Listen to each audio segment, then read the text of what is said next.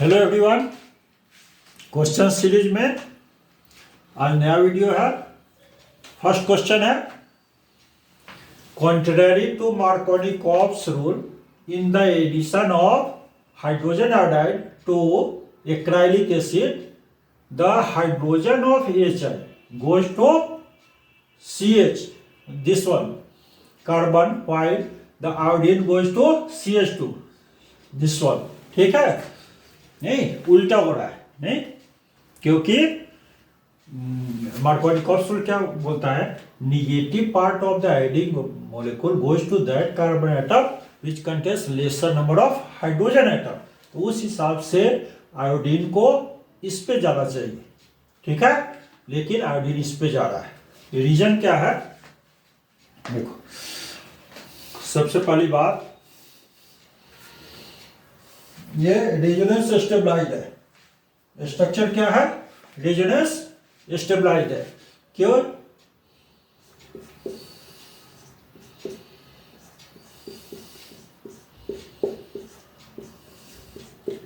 Double bond, single bond, double bond, acrylic acid, ठीक है, इथिनोइक acid, sorry propanoic acid या फिर एक्राइलिक एसिड। ये देखो, ये क्या है, रेजोनेंस स्टेबलाइज्ड। कैसे?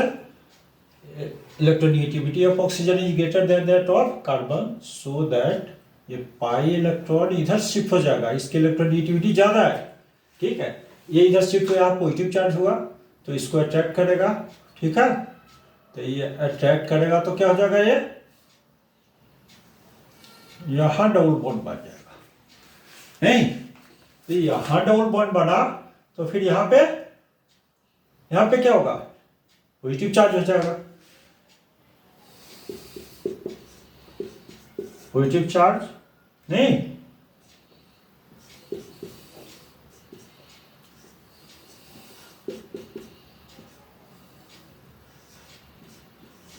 ये बना, ठीक है। रेजोनेटिंग स्ट्रक्चर को कैनोनिकल स्ट्रक्चर भी बोलते हैं, ठीक है, ये रेजोनेटिंग स्ट्रक्चर है, ठीक है, इसको कैनोनिकल स्ट्रक्चर भी बोलते हैं। अब देखो, अब अटैक करेगा HI, कहां पे अटैक करना चाहिए,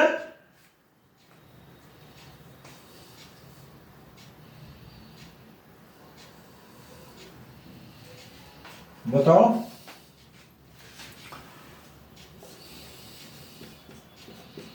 HI, तो ये प्लस, ये माइनस, ठीक है, ये ठीक नहीं है, बताओ। तो पहले ये तो इलेक्ट्रॉन इस पे है ज्यादा, पाई इलेक्ट्रॉन, ठीक है, इलेक्ट्रॉन डेंसिटी ज्यादा है तो इलेक्ट्रोफाइल पहले अटैक करेगा, नहीं, पहले इलेक्ट्रोफाइल अटैक करेगा, तो कहां करेगा,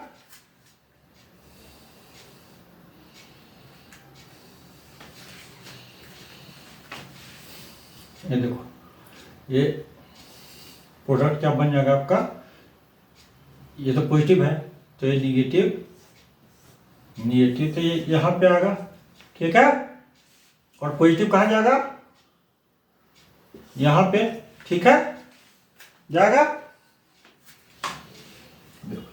तो बन क्या गया, CH2I, CH double bond OH, OH, ठीक है, इसकी रीअरेंजमेंट हो जाएगी, ठीक है, तो रीअरेंजमेंट हो जाएगी तो ये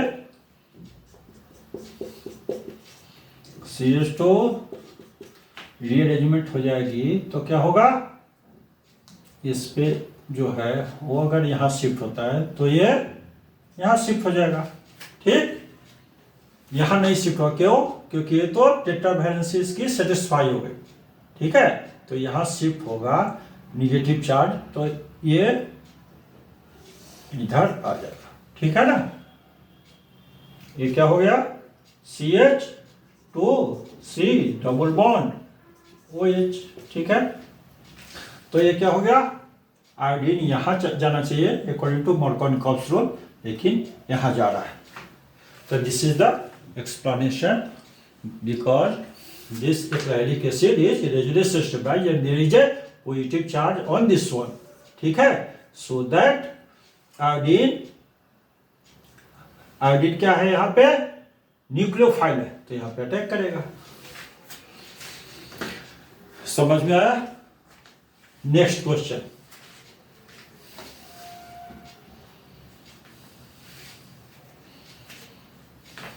इसका क्या नाम दोगे आप? 3 आयोडो प्रोपेनोइक एसिड, नहीं 3 आयोडो प्रोपेनोइक एसिड। ठीक है, नेक्स्ट क्वेश्चन,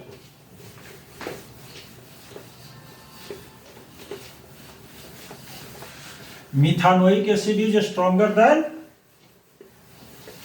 इथानोइक एसिड, नहीं मिथानोइक एसिड को क्या बोलते हैं? फॉर्मिक एसिड भी बोलते हैं। जो फॉर्मिक एसिड कहाँ पाया जाता है पता है? रेड आंट, लाल वाली जो चींटी होती है उसमें फॉर्मिक एसिड पाया जाता है।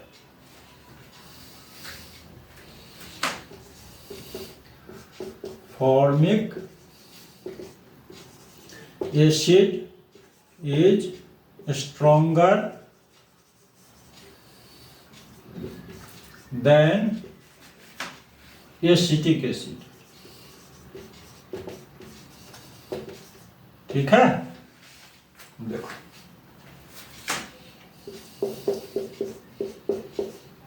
ये क्या हुआ? Formic acid. ठीक, एसिड का काम क्या है? प्रोटॉन देना, H प्लस, नहीं हाइड्रोजन एटम में क्या है? एक इलेक्ट्रॉन एक प्रोटॉन। अगर एक इलेक्ट्रॉन निकाल दिया तो क्या बचा? उसमें एक प्रोटॉन, और एक इलेक्ट्रॉन निकाला तो फिर इस पर प्लस चार्ज हो गया। तो H प्लस को प्रोटॉन भी बोलते हैं, जो कि गलत नहीं है, क्योंकि इसमें केवल प्रोटॉन ही तो है। अच्छा, H प्लस से निकल गया, SD की है, ये नहीं है SD। ठीक है, ये निकल गया H प्लस। अब बचा क्या? ये एनायन बचा। ठीक है, formate ion. Left to right reaction क्यों होगा? जब ये स्टेबल हो। कुछ भी क्यों होगा? नेचर का रूल है स्टेबिलिटी गेन करना। ठीक है, high energy low stability, low energy high stability. हमको चक्कर आता है तो हम नीचे की ओर गिर जाते, ऊपर क्यों नहीं गिर चले जाते हैं? नहीं, हमको चक्कर आया तो हम फर्स्ट फ्लोर से सेकंड फ्लोर पे चले जाते, लेकिन वो वहीं पे गिर जाते। क्यों? क्योंकि जैसे ही नीचे गिरते हैं तो क्या हो जाता है? mgh क्या हो? Potential energy. तो पोटेंशियल एनर्जी हमारा कम हो जाता है। नहीं, हमारा सेंटर ऑफ ग्रेविटी मेरे बॉडी का कहाँ है? नाभि पे। तो जैसे हम गिरते हैं नाभि नीचे चला जाए तो अर्थ सरफेस से डिस्टेंस एच की वैल्यू कम हो गई तो पोटेंशियल एनर्जी टू mgh, तो क्या हो गया? एनर्जी कम, स्टेबिलिटी ज्यादा। ठीक है, इसको गिरा रहे हैं, ऐसे कर रहे हैं। ये नीचे क्यों आ रहा है?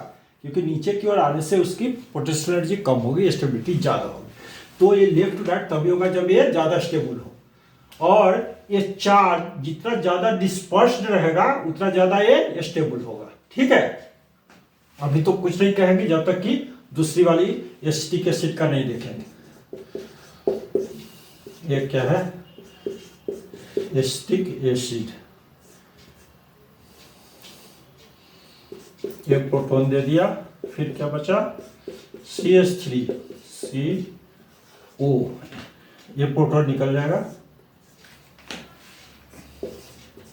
अब देखो इसमें और इसमें कौन सा ज्यादा स्टेबल है?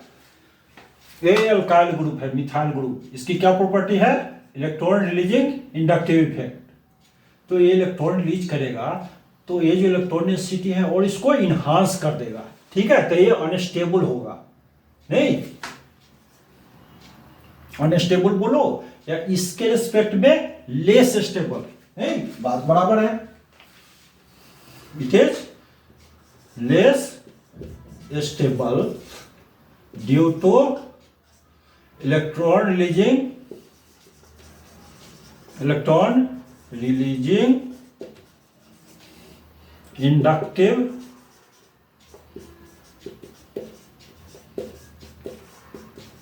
इफेक्ट ऑफ मिथाइल ग्रुप, नहीं एल्काइल ग्रुप, इसके कारण नहीं इलेक्ट्रॉन रिलीज करेगा तो it will destabilise the anion, ठीक है। और इसके रिस्पेक्ट में ये, क्योंकि यहाँ पे हाइड्रोजन है, एल्काइल ग्रुप नहीं है, मोर स्टेबल है, so that formic acid is more stronger acid than ethanoic acid, ठीक है। नेक्स्ट क्वेश्चन देखो, इसको लिख लिया। Next question,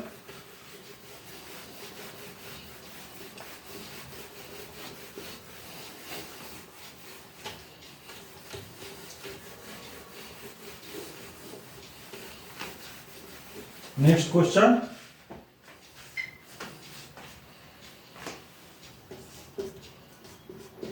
trichloro acetic acid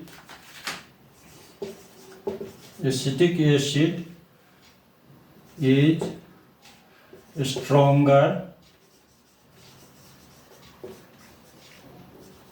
than acetic acid, ठीक एसिड, ठीक है।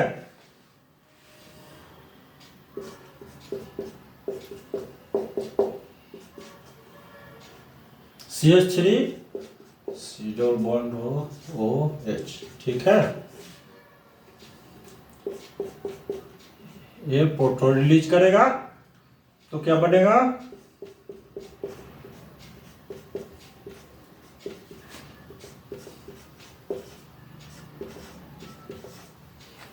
ये एनायन बन गया, ठीक है। और दूसरा क्या, ट्राइक्लोरो मीन्स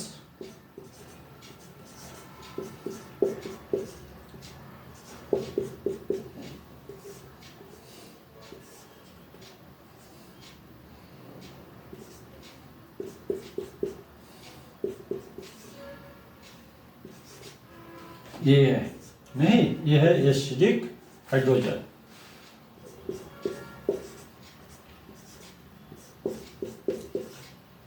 क्या बन गया, एनायन।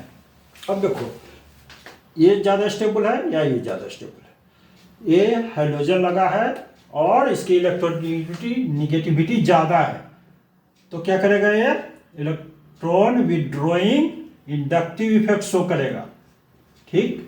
तो इलेक्ट्रॉन को अपनी ओर खींचेगा, ये खींचेगा तो ये भी अपनी ओर आएगा, ठीक है।